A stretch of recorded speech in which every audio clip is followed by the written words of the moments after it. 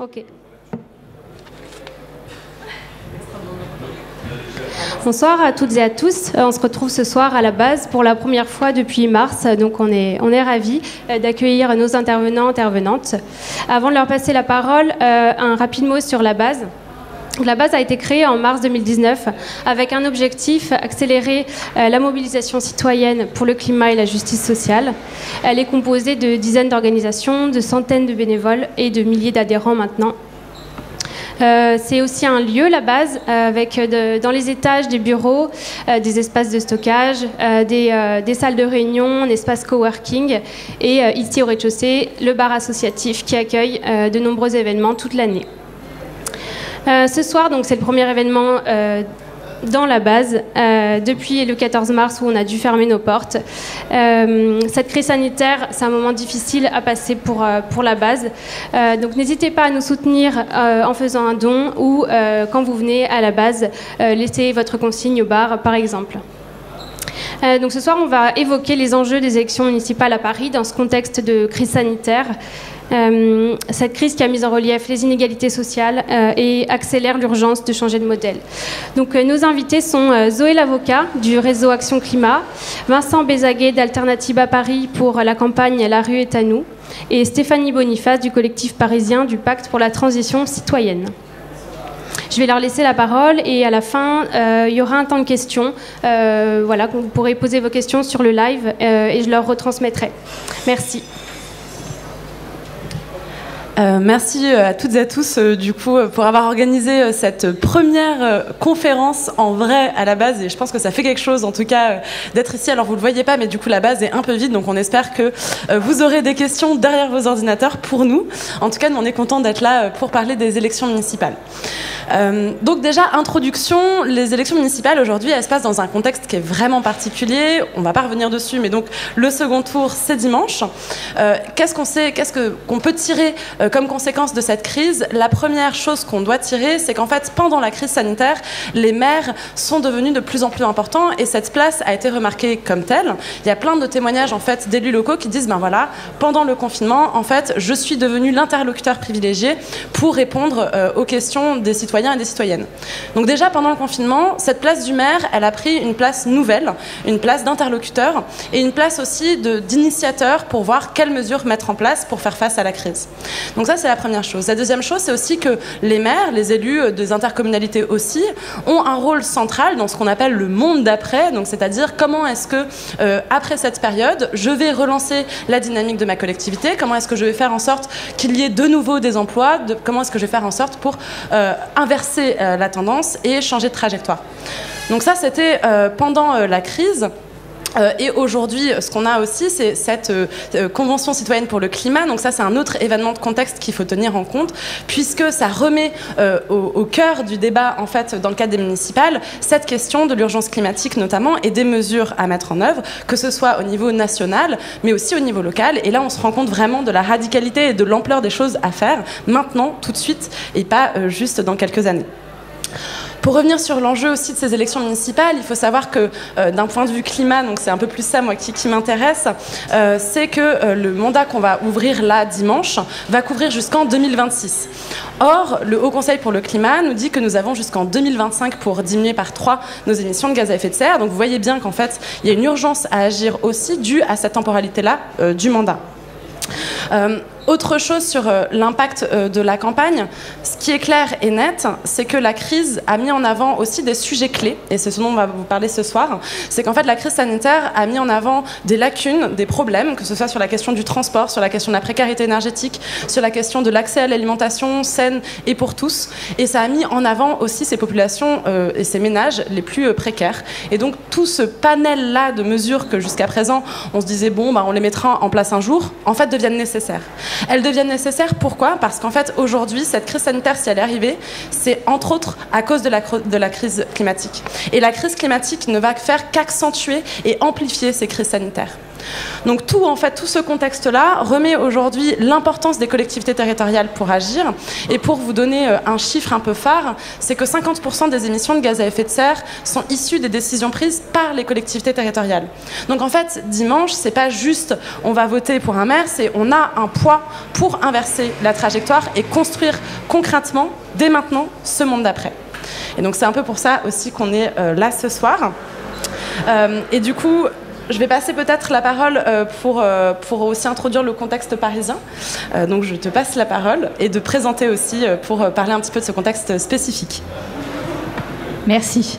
Donc moi je vais faire un focus sur les municipales à Paris puisque je vais revenir sur le fonctionnement des élections, pour qui on vote. Alors dimanche, nous allons voter dans notre arrondissement.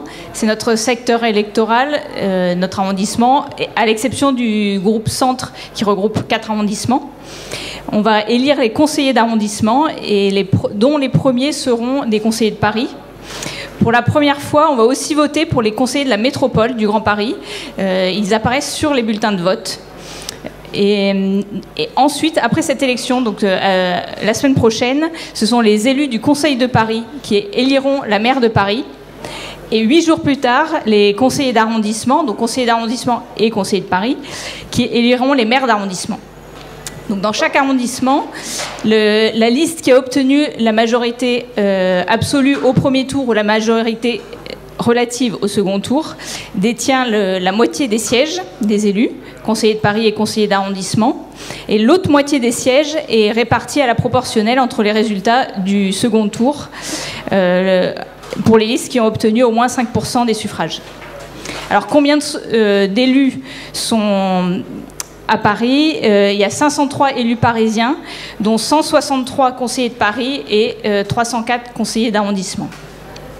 Et cette répartition se fait en fonction de la démographie des arrondissements. Alors, le résultat, je vais faire un petit focus sur les résultats du premier tour. Donc, seules les listes qui ont obtenu 10% des suffrages au premier tour ont le droit de se présenter au second tour. Plus celles qui ont obtenu 5% peuvent faire alliance avec d'autres qui ont obtenu 10%. Donc à Paris, nous avons la liste Paris en commun qui est arrivée en tête dans 9 secteurs électoraux, ce qui correspond à 102 conseillers de Paris. Ensuite, la liste Engagée pour changer Paris en tête dans 6 secteurs, qui correspondent à 53 conseillers de Paris. Et la liste Ensemble pour Paris dans 2 secteurs, ce qui correspond à 8 conseillers de Paris. Une seule alliance a été prononcée pour le second tour, donc c'est l'écologie pour Paris qui rejoint Paris en commun. Dans le 5e arrondissement, on a la candidate de Rachida Dati qui soutient Agnès Buzyn. Et 2 listes ne sont plus présentes au niveau de Paris, mais par contre ont un candidat dans un arrondissement. Donc il s'agit de Cédric Villani dans le 14e et de Daniel Simonet dans le 20e. Alors j'en parle quand même parce qu'ils ont un poids et surtout ils ont signé des pactes. Donc pour nous c'est quand même assez important. Et donc j'enchaîne sur la présentation des pactes qui ont été signés à Paris avant le premier tour. Donc on a 4 pactes qui ont été signés. Celui de Cédric Villani a été revu à la hausse pendant la crise. Donc nous avons le pacte signé par Anne Hidalgo qui a collé à celui de David Béliard, puisque chacun en avait signé un de son côté. Et ensuite les 2 pactes signés par les têtes de liste d'arrondissement, donc Cédric Villani et Daniel Simonet. Rachida Dati n'a pas voulu s'engager dans ce sens-là, et avec Agnès Buzyn, on a essayé, on a relancé, on a eu des échanges, mais il n'a pas été possible de trouver un terrain d'entente et de signer un pacte ensemble. Voilà pour le point sur le point parisien. Donc voilà, donc là c'était un peu un moment introductif pour présenter ce contexte parisien. Maintenant j'ai passé la parole à Vincent pour parler plus précisément en fait de qu'est-ce qui se passe, qu'est-ce que c'est que cet enjeu mobilité notamment pour le second tour des élections municipales. On en entend parler tous les jours avec des nouveaux sondages, des nouvelles infographies, des nouveaux chiffres clés. Donc Vincent, je te passe la parole. Merci. Donc moi je fais partie de la campagne La rue est à nous. Donc c'est une campagne animée par Alternatiba et avec 12 autres associations écologiques parisiennes. Notre objectif c'est d'obtenir une réduction du trafic routier à Paris. Et là, clairement, on a vu qu'il y avait des choses qui avaient changé suite à la crise sanitaire.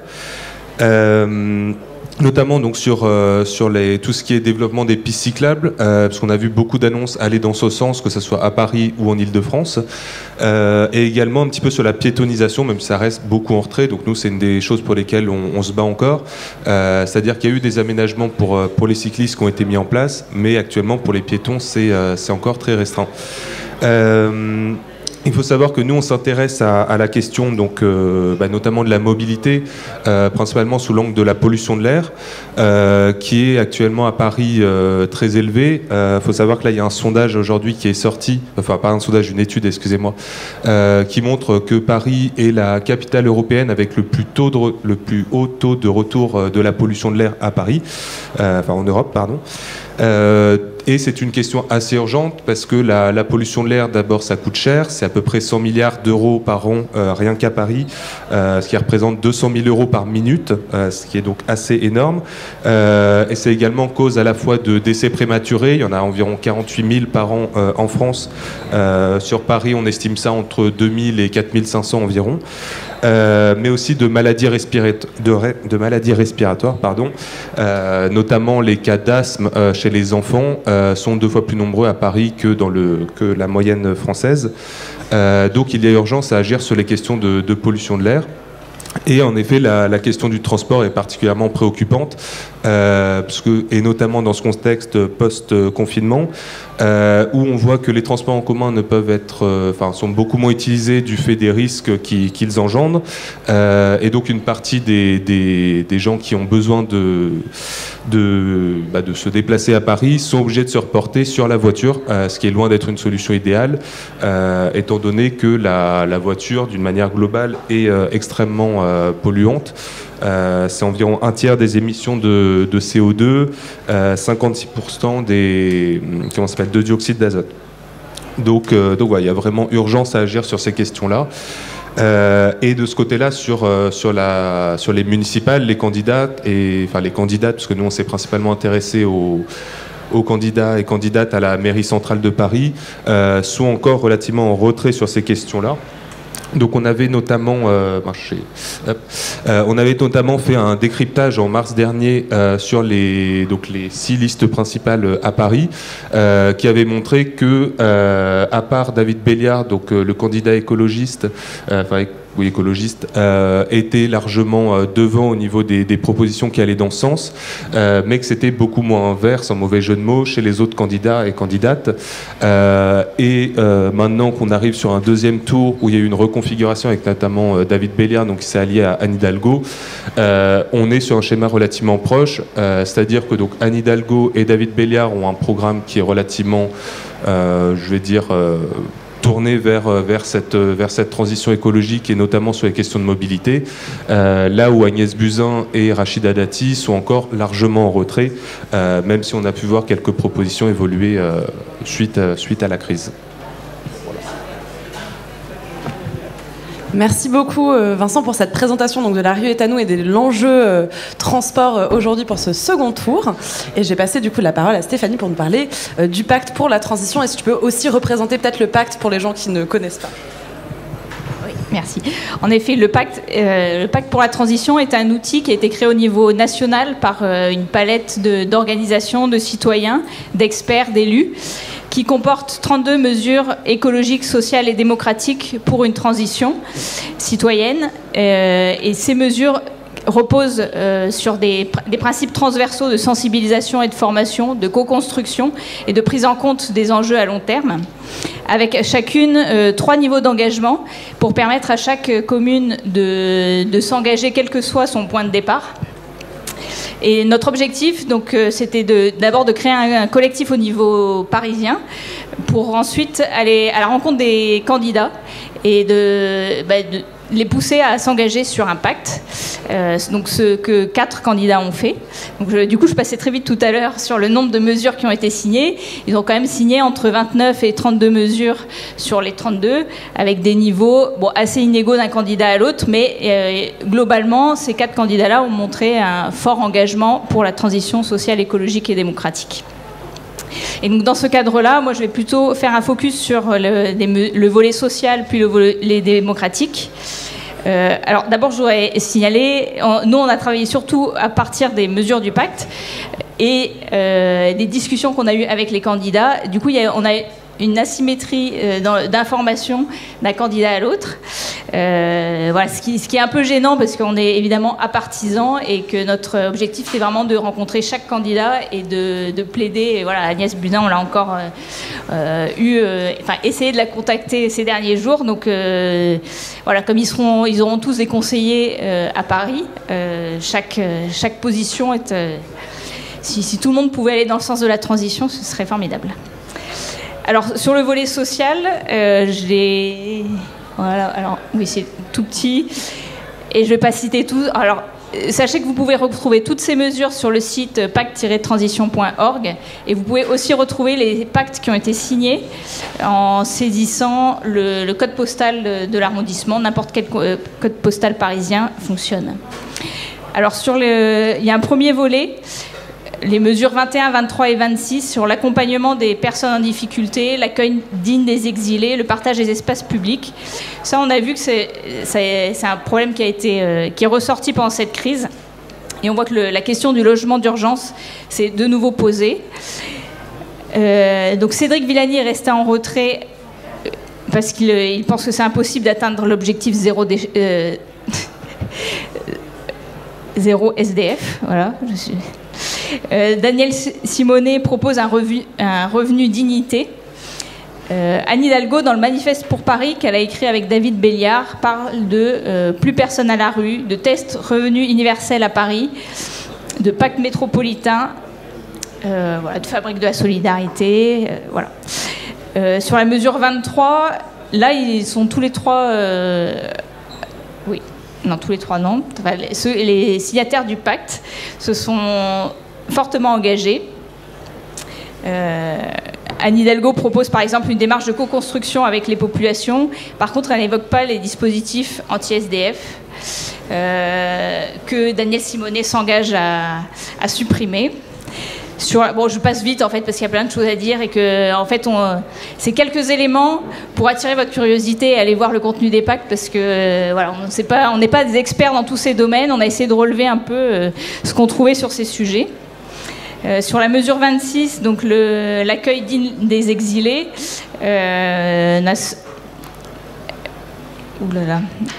Simonet ne souhaite pas en fait faire de distinction des migrants pour pas les stigmatiser, mais elle s'engage fortement sur le sujet.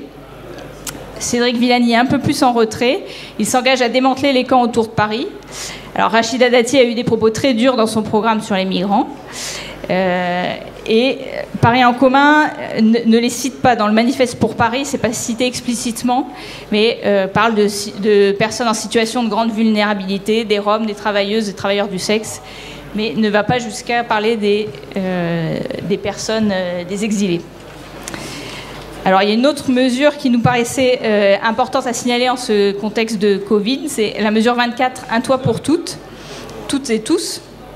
Parce que les questions de logement se sont révélées essentielles dans les quartiers populaires.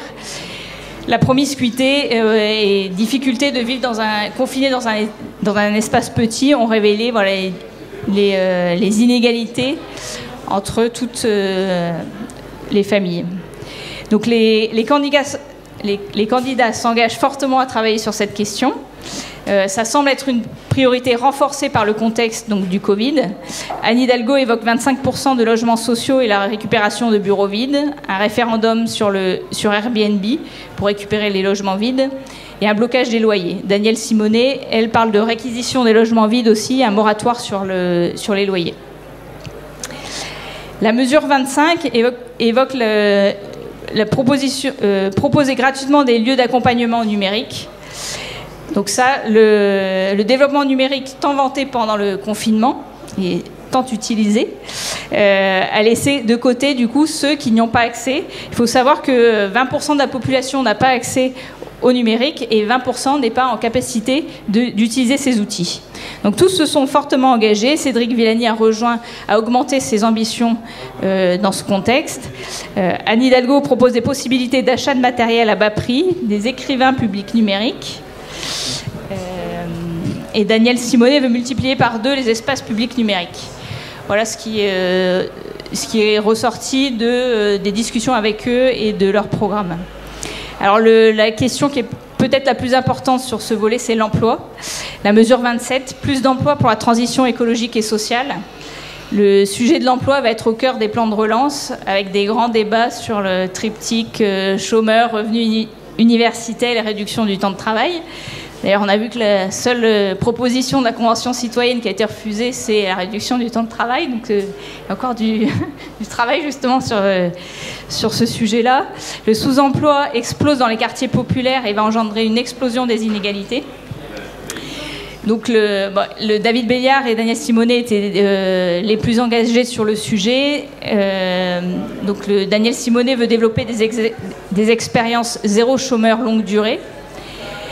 Anne Hidalgo est un peu en retrait, mais parle de Paris territoire zéro non-recours, de plan d'urgence pour l'emploi, parcours emploi compétences, territoire zéro chômeur longue durée étendue. Donc c'est quand même un sujet qui a été mis en lumière pendant cette crise. Et je vais juste ajouter une mesure, la mesure 1, qui est se doter d'une politique ambitieuse d'achat public responsable. Et ça pourrait avoir un fort impact social en favorisant les acteurs largement compétents, mais qui n'ont pas forcément accès aux appels d'offres. Donc toutes les listes s'engagent sur ce sujet. Voilà, un travail avec les fournisseurs pour leur permettre d'accéder à ces appels d'offres et de répondre, que ce ne soit pas uniquement les multinationales qui répondent. Daniel Simonet veut favoriser l'ESS, les paysans producteurs, les entreprises locales. Et Anne Hidalgo parle d'une Paris-ville sans perturbateurs endocriniens et d'un label fabriqué à Paris. Donc voilà pour quelques éléments et je vous incite à aller voir sur le site les pactes signés, les commentaires qui ont été faits. Et voilà, c'est des petits sujets qui peuvent attirer votre attention. Ah mais non, j'ai un autre volet, le volet démocratique. Alors là, j'ai un peu moins poussé l'analyse. On a 4 mesures sur la démocratie, les mesures 28 à 31. Là, c'est clairement un sujet qui est ressorti pendant ce confinement. Bon, alors je ne vais pas en fait, les mentionner tous. Là encore, je vous renvoie au site. Parce que ce qu'il faut savoir, c'est que sur chaque mesure, il y a 3 niveaux d'ambition différents. Et à chaque fois, il y a une fiche technique avec des exemples très concrets et des solutions, des objectifs à atteindre pour guider l'équipe municipale et les partenaires. Donc, en dehors de ces 4 mesures démocratiques, je voulais mentionner quelques faits remarquables de cette période de confinement. Alors, les nouvelles formes de mobilisation citoyenne et nouvelles solidarités qui ont émergé. Donc, le personnel soignant, les producteurs locaux, les associations, les fonctionnaires, les élus, bénévoles, professionnels ont permis l'émergence de multiples formes d'action et de solidarité pour répondre aux besoins prioritaires et urgents de la population, qui sont l'accès aux soins, l'alimentation, l'énergie, les logements et les transports. La mobilisation citoyenne s'est aussi traduite au niveau du pacte au niveau national, au niveau des collectifs locaux, au niveau des organisations partenaires, et ce sous plusieurs formes. Il y a eu de nouvelles interpellations sur les réseaux sociaux, une vague d'interpellations le 15 juin sur Twitter, une mobilisation dans la rue les 22 et 23 janvier. Donc vous avez peut-être vu les hashtags un mandat pour tout changer, votons pour la transition. Notre avenir part en fumée, il faut construire le monde d'après. Donc c'est peut-être des slogans que vous avez vus, j'espère, sur les réseaux sociaux. Dans ce cadre, de nombreuses initiatives ont fleuri, notamment la Fabrique des transitions. Le collectif parisien du Pacte pour la transition a décidé de s'associer à cette initiative. Donc cette initiative s'articule dans le calendrier de la lettre ouverte Nous les premiers, qui a été publié fin avril, signé par plus de 500 élus, citoyens, personnalités publiques, organisations. Et cette lettre ouverte, en fait, préconise une démarche démocratique en 3 étapes. La première phase, qui est un recueil de propositions citoyennes, qui a eu lieu donc en avril-mai. La deuxième phase, c'est la création de fabriques pour la transition dans les territoires. Donc ces fabriques de la transition seraient composées d'associations, d'élus, et l'objectif est de faire remonter des mesures pour un plan de relance, les faire remonter donc au Conseil national de la transition, pour que les plans de relance qui ne manqueront pas d'être proposés tiennent compte de tous ces aspects environnementaux et sociaux. Et la dernière phase, c'est la constitution d'une assemblée citoyenne par tirage au sort, s'appuyant sur l'audition d'élus et rendue légitime par un vote du Parlement.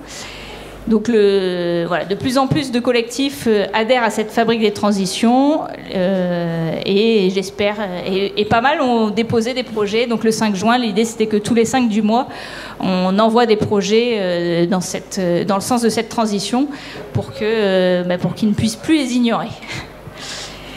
Et après, juste 2 petits mots rapides pour conclure. Je voulais mentionner la charte des engagements réciproques sur lesquels, parce que tous nos partenaires, les partenaires au niveau national ou les partenaires qui ont des plaidoyers pour les municipales à Paris, insistent beaucoup sur cette charte des engagements réciproques qui a été signée avec la mairie de Paris en juillet. Et ils attendent que ça se concrétise. Voilà. Et le dernier point que je voulais mentionner, mais Zoé, tu en as parlé, c'était le lien avec la Convention collective pour le climat, puisqu'on voit que énormément de mesures rejoignent les mesures du pacte et tous ces sujets, et donc c'est une bonne chose. Voilà, donc je te repasse. Merci beaucoup du coup pour ces 2 interventions. Donc là, on vient de voir un petit peu globalement les engagements qu'ont pris les candidats parisiens sur du coup la question des transports et de la pollution de l'air, et sur la question notamment sur le volet démocratique et le volet social aujourd'hui. Donc moi, en tant que du coup responsable au réseau Action Climat, je ne vais pas vous parler spécialement du contexte parisien. Je voulais vous parler d'une chose un peu particulière, qui est le fait que pendant cette crise du coronavirus, en fait, les élus ont mis en place plein de choses qu'on attendait depuis longtemps, et plein de choses pour la transition. Et on attendait ça depuis des années. Donc là, on a parlé un petit peu de ces coronapistes qui ont émergé un peu partout en France, alors que ça pouvait faire des mois et des années qu'on les demandait. Et je voulais vous parler aussi de ces autres initiatives qui ont émergé. Donc quelques exemples. Un exemple, c'est la distribution d'aliments sains, locaux, biologiques et moins carnés. Donc c'est tout le réseau qu'on peut appeler AMAP, ressourcerie, etc. Où en fait, en période de confinement et en période de crise sanitaire, on s'est rendu compte qu'il y avait plein de personnes qui n'avaient pas accès à cette alimentation saine et durable. Et du coup, de nombreuses collectivités, mais que ce soit des intercos, des départements, voire même des régions, ont mis en place des plateformes qui permettaient de relier les habitants avec les producteurs et les productrices locaux. Donc ça, c'est vu par exemple en Gironde, où ils ont carrément fait cette plateforme-là, mais ils ont aussi mis en place une aide pour les plus démunis pour avoir accès à ces paniers. Donc ça, c'est un exemple sur le volet alimentaire. Un autre exemple, c'est la question de l'éclairage public. On en parle assez peu au final, mais la question de l'éclairage public, c'est une question de surconsommation énergétique primordiale, et ça peut permettre notamment d'utiliser cet argent qu'on a économisé pour l'éclairage public pour autre chose. Par exemple, à Grande-Synthe, ils ont créé un revenu un revenu universel de précarité. Donc voilà, cet argent d'économie peut être utilisé pour la transition. Et là encore, pendant la période du confinement, puisqu'il n'y avait pas grand monde dans les rues, il faut le dire, plusieurs communes ont décidé d'éteindre l'éclairage public et ont pu mettre en place cette mesure-là parce que justement on était en période de confinement, et maintenant pérennise cette mesure. Donc ça, c'est vraiment aussi quelque chose qui est important, et notamment à Grasse, par exemple, ils ont mis cette mesure en place, et aujourd'hui ils vont la pérenniser, ils vont dire, bah voilà, on va faire des économies et on va utiliser ces économies pour la transition. Donc ça, c'est un autre exemple de mesure qui a été mise en place et qui devrait et qui doit être généralisée et pérennisée. Un autre volet, c'est notamment tout ce qui est la co-construction avec les citoyens. On en a un petit peu parlé avec le volet démocratique, mais effectivement, pendant le confinement, alors il y a un problème de feuilles, mais c'est pas très grave, pendant le confinement, de nombreux élus ont cherché à avoir de plus en plus de dialogue avec les habitants pour savoir voilà, comment se passait le confinement, comment est-ce qu'en tant que maire, on pouvait au mieux en fait, réagir. Et en fait, ce travail de co-construction, ils ont décidé de le pérenniser et de le maintenir dans le temps, et notamment de construire ensemble ce monde d'après. Donc là, je vais vous donner des noms de communes qui sont assez connues pour la démocratie participative, mais Los Angeles et Kingersheim, par exemple, ont vraiment fait un effort pendant cette période de confinement d'utiliser ce temps pour construire avec les citoyens les années à venir, les mois à venir, la relance, la gestion de la crise. Donc ça, c'est vraiment 3 exemples types de choses qui ont été mis en place. Un autre dernier volet de choses qui ont été mis en place pendant le confinement, c'est tout ce qui est question de précarité énergétique. On en a un petit peu parlé et vous ne savez pas forcément ce que c'est. La précarité énergétique, en fait, c'est quand il y a des bâtiments qui sont mal isolés. Et ça, c'est vraiment c'est l'image de la passoire. Hein. C'est-à-dire que le bâtiment n'étant pas isolé, l'énergie s'en va, donc il y a de la consommation perdue. Et c'est du coup un petit peu la double peine pour les ménages puisqu'ils paient à la fois des énergies, une facture énergétique plus importante, mais en plus ils ont froid ou trop chaud dans leur logement. Et en confinement, on était tous chez nous, on était tous confinés et en fait on a aussi surconsommé en électricité, on a aussi surconsommé potentiellement en chauffage. Et du coup ces ménages qui sont déjà de base en situation de précarité énergétique étaient encore plus en situation de précarité énergétique. Et donc là il y a eu beaucoup de communes qui ont fait un travail en fait, d'identifier ces ménages-là, de voir comment est-ce qu'on peut les accompagner dans la rénovation en haute performance énergétique. Donc là, ce que je viens de vous dire, c'est plein d'exemples de choses qui ont été faites pendant cette période de confinement. La question, c'est comment est-ce qu'on fait maintenant pour les pérenniser, et il faut prendre des engagements forts. Et là, c'est aujourd'hui, donc ce qu'on parle un petit peu, et l'objet de ce débat, c'est de dire beaucoup de choses ont été faites pendant le confinement, et beaucoup de promesses électorales ont été faites. L'objectif maintenant, c'est de s'assurer que, premièrement, dimanche, on pourra se mobiliser dans les urnes pour la transition. Et deuxièmement, après dimanche, en tant que citoyen, en tant que ONG, en tant qu'association, en tant que collectif, on sera mobilisé pour s'assurer que ces mesures seront effectivement mises en œuvre et que ce ne soit pas juste des promesses électorales et que ce soit traduit en actes. Donc ça, c'était la deuxième chose à dire. La dernière chose que je voulais dire dans le cadre de cette intervention sur le climat parisien, c'est que le réseau Action Climat a aussi fait un décryptage. Décidément, on a tous fait des décryptages de programmes et qui, pareil, donc vous pouvez trouver sur le site du réseau Action Climat. Et en fait, quand on regarde cette analyse du décryptage des programmes, donc moi j'ai fait un décryptage de 10 villes et de 4 candidats par ville, donc ça fait 40 programmes au total, on remarque en fait, au prisme des mesures qu'on a sélectionnées, tout le monde se positionne un peu pour le climat. Et c'est bien normal parce qu'en fait, le climat, c'est un enjeu électoral. C'est 85% des Français disent que le climat, aujourd'hui, c'est leur préoccupation principale. Donc, ils l'ont bien compris, ils en ont tous parlé.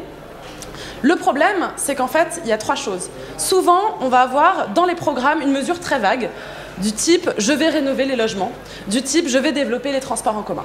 Et ça, c'est un vrai problème, parce qu'en fait, c'est une mesure qui n'est pas précise, qui n'est pas bornée dans le temps, donc en fait, elle n'engage à pas grand-chose. Donc ça, c'est le premier biais.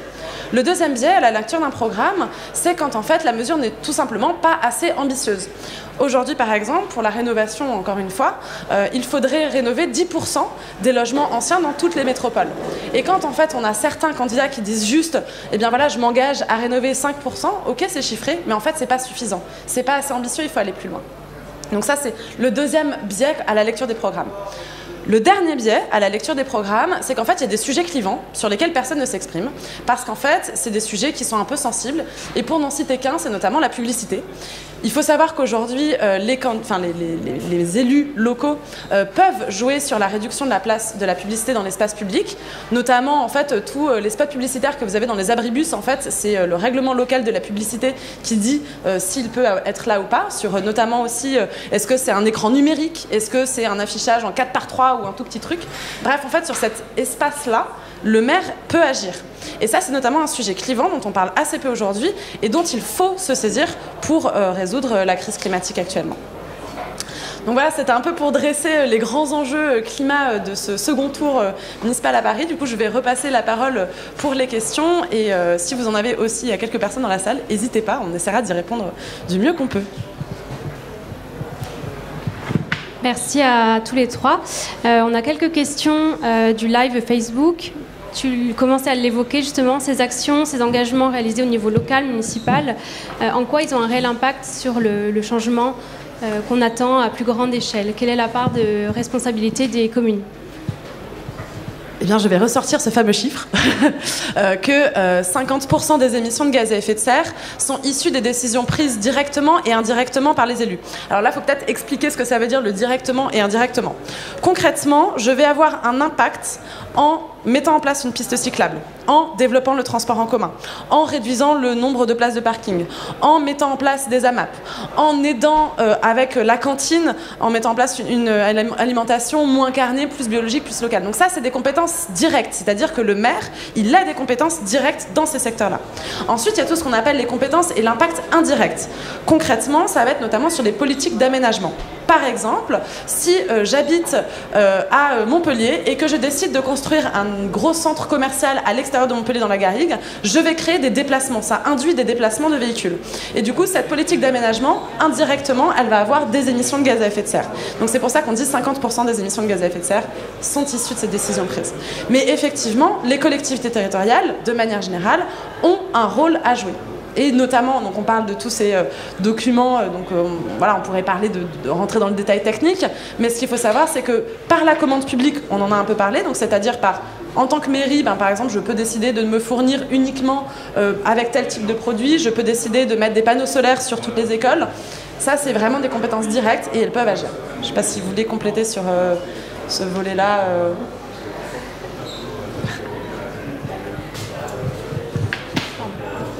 Donc je poursuis avec les questions issues du live. Sur la campagne de La rue est à nous, on a parfois la sensation qu'elle est très parisienne. Et en quoi elle est inclusive aussi de l'Île-de-France? Du coup, la campagne La rue est à nous est basée à Paris pour nous. Après, en fait, c'est une idée qui est partagée à l'échelle nationale. Donc, on est inclus dans un groupe qui s'appelle Alternative Territoriale, qui justement porte ces mesures dans principalement les grandes villes de France, mais ça touche aussi même les plus petites villes. À Paris, en fait, nous, on a décidé de se concentrer pour le moment sur vraiment Paris, mais en fait, ça englobe aussi la banlieue, qu'elle soit proche ou plus éloignée, parce qu'en fait, toute une partie du trafic routier à Paris vient aussi des gens qui viennent de la banlieue pour travailler à Paris. Donc c'est difficile de dire que c'est parisien. Là où nous on considère que Paris a un rôle à jouer, c'est que c'est la capitale. Donc autant au niveau de la France qu'au niveau de l'Europe, ça peut permettre aussi d'envoyer un signe comme quoi c'est faisable. Il y a beaucoup de leviers qui existent pour justement réduire la place de la voiture en ville, faire en sorte qu'il y ait moins de déplacements polluants. Maintenant il faut les mettre en place. Il s'agit à la fois de volonté politique et puis aussi citoyenne, mine de rien, parce que quand les habitants se mobilisent pour dire que leur rue est une rue qui est extrêmement utilisée pour du trafic de transit, demain ils peuvent obtenir le fait qu'il y ait moins de voitures dans cette rue-là, et du coup de réduire la pollution de l'air dans leur quartier. Donc ça peut être autant des petites initiatives locales ou des initiatives plus larges comme nous on essaye de porter à Paris. Et après justement on va essayer de s'appuyer sur un tas d'acteurs existants qui ne sont pas justement que parisiens pour développer ces initiatives-là sur tout le territoire. Nous forcément, vu qu'on est basé à Paris, on est plus sur la question de l'Île-de-France, mais c'est aussi une question qui est portée par d'autres collectifs, y compris d'autres antennes d'Alternativa. Je sais pas si... Merci. Et il y a un complément. Est-ce qu'on peut remettre les slides de La rue est à nous? Anne Hidalgo apparaissait en rouge sur le point numéro 4. Il y avait une question un peu plus précise. Pourquoi? Donc je te repasse la parole, Vincent. Oui, donc là, pour ceux qui ne verraient pas, donc Anne Hidalgo, c'était sur protéger et développer des espaces végétalisés pour lutter contre la pollution et le réchauffement climatique. Donc d'ailleurs, je ne l'ai pas précisé, mais comme pour les autres, il y a le détail sur notre site, donc larueetanou.fr. Et en fait, donc ça, c'est comment ça s'appelle? C'est comment je peux dire ça? C'est une synthèse en fait de plusieurs sous-catégories autour de cette question-là. J'ai plus le détail en tête parce que maintenant ça date de mars, mais de souvenirs c'était principalement sur en fait ce qu'elle proposait en termes de végétalisation, où c'était encore très précaire. Il s'agissait pas forcément, comme nous on le souhaiterait, de débitumer des lieux qui sont des îlots de chaleur, donc c'est-à-dire où la chaleur va avoir tendance à plus s'accumuler et du coup à être d'autant plus impactante lors de fortes chaleurs. Et sur ce point-là, en effet, Anne Hidalgo était pas toute verte. Après, je vous invite à regarder vraiment le détail sur le site parce qu'il y a le détail item par item. Et de souvenir, ce n'était pas rouge sur les 3 ou 4 items que contient cette catégorie.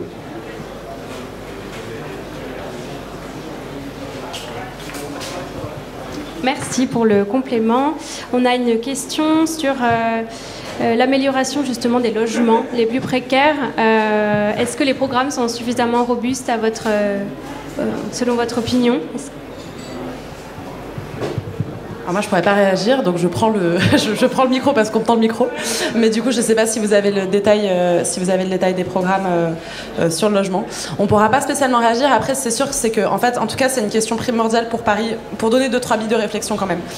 Paris c'est une passoire énergétique parce qu'en fait ce sont des logements historiques, ce sont des logements vieux, ce sont des logements qui n'ont pas été pensés pour vivre la crise climatique actuellement. Donc en fait il y a un enjeu absolument centrale pour Paris, qu'est la rénovation des logements, et notamment ciblée en priorité toujours les plus précaires. Et là encore, c'est pas uniquement rénover les grands hôtels parisiens, mais évidemment rénover en fait tous les logements sociaux.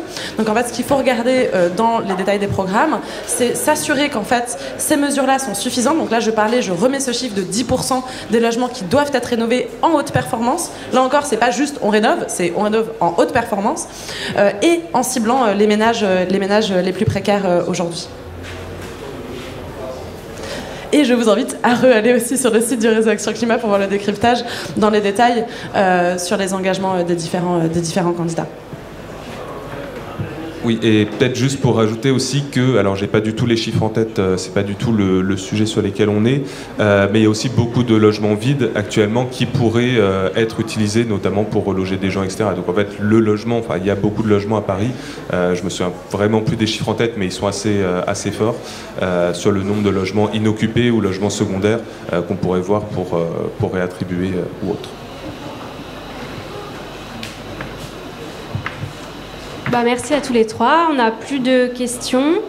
On vous invite à signer ou en tout cas à aller voir la pétition de La rue est à nous pour limiter le trafic routier parisien. Le lien est dans le live.